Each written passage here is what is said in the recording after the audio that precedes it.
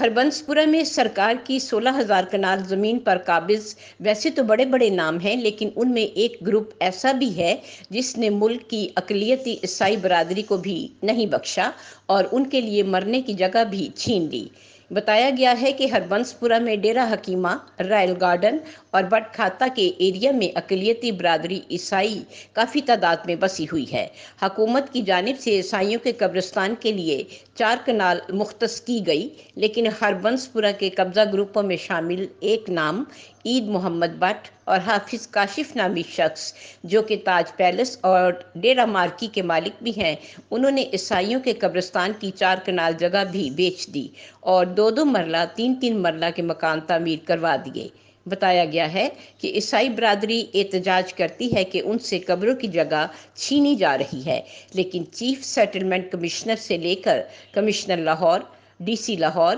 और एसी शालीमार तक उनकी कोई सुनवाई नहीं हुई और देखते ही देखते कब्जा ग्रुप ईद मोहम्मद बट और हाफिज काशिफ डेरा मार्की और ताज पैलेस वालों ने ईसाइयों का कब्रिस्तान आबादी में बदल दिया। मुकामी ईसाई बरादरी आज भी सरापा एहतजाज है कि मुसलमानों के मुल्क में अक़लियतों को हमेशा तहफ़्फ़ुज़ मिला है, लेकिन हरबंसपुरा में कब्जा ग्रुपों ने ईसाइयों पर ज़मीन तंग कर दी है। हरबंसपुरा की ईसाई आबादी वज़ीर आज़म पाकिस्तान इमरान खान, वज़ीर आला पंजाब उस्मान बुज़दार से अपील करती हैं कि जहां इतने बड़े बड़े कब्जा ग्रुपों के खिलाफ कार्रवाई की जा रही है, वहां पर हरबंसपुरा में ईद मोहम्मद बट और हाफिज काशिफ जैसे कब्जा ग्रुप जो सेंट्रल गवर्नमेंट की ज़मीन एक तरफ, ईसाइयों के कब्रिस्तान की ज़मीन भी बेचकर खा रहे हैं, उनके खिलाफ भी भरपूर कार्रवाई की जाए। ईसाइयों का मुतालबा है कि जीना तो जैसे भी है, लेकिन पाकिस्तान में मरने का हक तो न छीना जाए।